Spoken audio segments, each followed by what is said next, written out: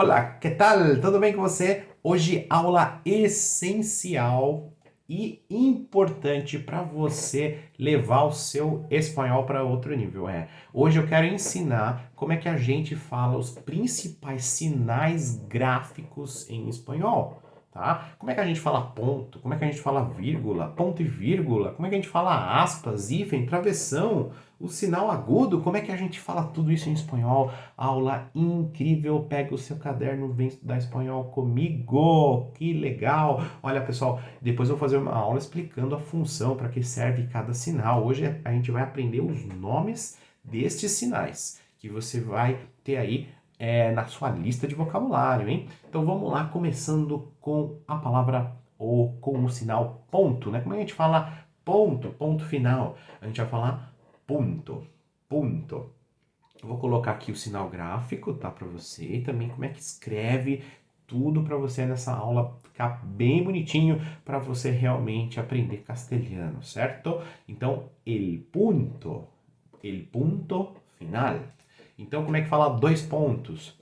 Dos pontos, tá? Eu não vou demorar muito aqui nos sinais para nossa aula não ficar muito extensa, que o objetivo é a gente aprender aqui como é que fala cada sinal, os mais importantes, certo? Como é que a gente fala vírgula? É uma dúvida muito frequente dos alunos. Como é que fala vírgula em espanhol? A gente fala coma, la coma. E como eu posso falar então ponto e vírgula? A gente vai falar ponto e coma, el punto e coma, né? Já que ponto é ponto e vírgula é escoma, ponto e coma.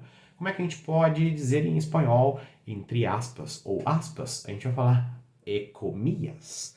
Comias, então, entre comias, entre aspas. Depende da pronúncia ou depende da região, você tem uma pronúncia diferente. Também comicha, comídia, depende da região, mas aspas, comias. Agora nós temos los signos, né? Para a gente falar sinais em espanhol, nesse sentido, a gente fala signos. Signos de interrogação, para fazer a pergunta, né? E signos de exclamação, para exclamar. A grande diferença aqui é que você tem que colocar eles invertidos de cabeça para baixo no começo da frase. Para quê? Né? Basicamente, para eu poder já saber qual é o tom que eu tenho que ler aquela frase, se é em tom de pergunta ou exclamação. É bem inteligente isso em espanhol, né? Depois eu vou falar com mais detalhes em uma aula específica sobre isso. Como é que a gente pode falar então também reticências, quando a gente quer dar uma continuidade, alguma coisa? Nós temos os três pontinhos, que são as reticências. Em espanhol, a gente vai falar pontos suspensivos. Pontos suspensivos. Olha que legal. Mais dois aqui importantes e depois eu vou dar um recadinho para você. Como é que a gente fala, né, hífen? O hífen bem usado em português, em castelhano a gente vai falar guión. El guión. Outro ponto, outro sinal também importante é o travessão, para indicar, às vezes fala, né, a fala de uma personagem, uma história, a gente vai falar raia, la raia. Tá gostando? Tá ajudando você? Você sabia? Você conhecia esses sinais? Como é que falaria isso em espanhol? Então vale muito aquele me gusta, porque ainda tem os principais, outros principais aqui que você vai precisar saber também. Então deixa aquele me gusta, né? Para o YouTube reconhecer que essa aqui é uma aula de conteúdo que está ajudando você, vai ajudar um monte de gente a aprender espanhol, certo? E se você não é inscrito, inscreva-se agora, assista toda essa playlist. Estamos aprendendo espanhol todos os dias, é o desafio dos 365 dias, então não perca mais tempo, inscreva-se agora e compartilha com seus amigos. Este aqui todo mundo estava esperando, como é que fala aquele acento agudo em espanhol, que é o único acento que nós temos, não temos o acento circunflexo, né? O acento gráfico em espanhol, nós vamos ter somente esse acento para indicar, dependendo da regra gramatical, né? Tem uma regra para você colocar ou não, mas quando você tem, está indicando a sílaba tônica, tá? É la tilde, né? Por exemplo, a palavra café, você vai ter aí o uso da tilde, do acento, que você também pode falar el acento ou simplesmente la tilde. Ok? Muito bom. Mas, maestro, também tem o tio, né? O tio a gente usa muito em português, né? Para poder indicar um som nasalizado. Só que em espanhol você vai encontrar somente na letra em la ñ, que é um patrimônio da língua espanhola, aliás, né? Só existe no espanhol, representando o som do NH em português, as palavras que tem la ñ. E aí, esse acento, né?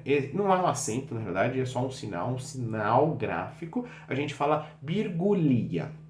La virgulia, que você vai encontrar somente na letra N, diferente do português que você encontra em outras vogais, né, nas vogais, para poder indicar um som nasalizado. Então, é o nome tio em espanhol, virgulia, sabia?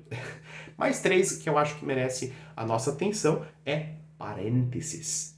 Parênteses, né? A gente usa também entre parênteses, né? Então, entre parênteses. Corchetes. Esse daqui, ó. Corchetes. E tem este outro aqui, que são las claves.